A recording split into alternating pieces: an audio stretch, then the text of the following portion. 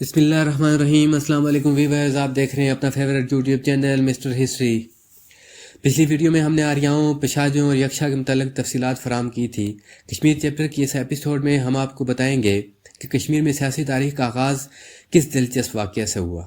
پانڈو کون تھے، انہوں نے کب سے کب تک حکومت کی، ولر جھیل کیسے بنی، کس پر خدا کی طرف سے عذاب نازل ہوا، اور پانڈوؤں کی کون سی عشقیہ داستان مشہور ہے۔ تو ویورز، ویڈیو پر جانے سے پہلے اگر ابھی تک آپ نے ہمارا چینل سبسکرائب نہیں کیا تو فوراً ہمارا چینل سبسکرائب کریں تاکہ آپ تک پہنچ سکے دنیا بھر کی دلچسپ اور حیرت انگیز تاریخ۔ ویورز، نامور کشمیری پنڈت پریم ناتھ بزاز لکھتے ہیں، کشمیر میں سیاسی تاریخ کا آغاز ایک دلچسپ واقعہ سے ہوتا ہے۔ کہتے ہیں کہ کشمیر کا پہلا بادشاہ گویندا اول مگدھ کے راجا جرا سندھا کا رشتہ دار تھا۔ وہ جرا سندھا کی طرف سے کرشن سے جنگ کرنے گیا۔ اس نے متھرا کا محاصرہ کیا اور وہیں مارا گیا۔ اس کے بیٹے دامور نے بھی گندھارا میں کرشن پر حملہ کیا اور اپنے باپ کی طرح وہ بھی مارا گیا۔ اس کے بعد دامور کی بیوہ یشومتی کو تخت پر بٹھایا گیا۔ جگموہن اپنی کتاب مائی فروزن ٹربیولنس ان کشمیر میں لکھتے ہیں، گویندا اول مگدھ کے بادشاہ جراسندھا کا رشتہ دار اور دوست تھا۔ جراسندھا متھرا کے بادشاہ کرشن کا سسر تھا۔ گویندا جراسندھا کی مدد کو گیا لیکن کرشن کے ہاتھوں مارا گیا۔ اس کے بعد اس کا بیٹا دامور تخت پر بیٹھا۔ وہ اپنے باپ کے قتل کا انتقام لینے کے لیے کرشن کے خلاف جنگ کرنے نکل کھڑا ہوا لیکن وہ بھی مارا گیا۔ اس کے بعد اس کی بیوہ یشومتی، جو اس وقت امید سے تھی، کشمیر کے تخت پر بیٹھی۔ اس معاملہ میں کرشن نے اس کی مدد کی۔ اس کے ہاں بیٹا پیدا ہوا جس کا نام گویندا ثانی رکھا گیا۔ اس کے دور میں مہابھارت لڑی گئی۔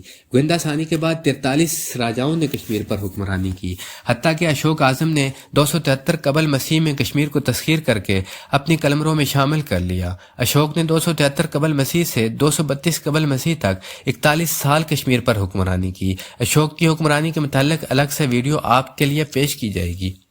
اشوک سے قبل کشمیر پر حکمرانی کرنے والے راجاؤں کا دور راجا گویندا ثانی سے شروع ہوتا ہے اور آخری راجا بھگونت سنگھ تک جاتا ہے۔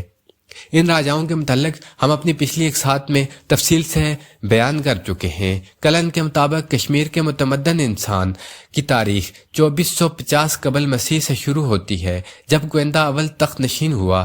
تب سے 1239 تک تقریباً 21 خاندانوں نے حکومت کی، جب ایک غیر ملکی شاہ میر نے کشمیر کی حکومت سنبھالی۔ شاہ میری خاندان کے متعلق بھی تفصیل پچھلی ویڈیو میں گزر چکی ہے۔ بعض مورخین نے تحقیق کے بعد قرار دیا ہے کہ پانڈو خاندان کے 1000 سال تک کشمیر پر حکومت کی۔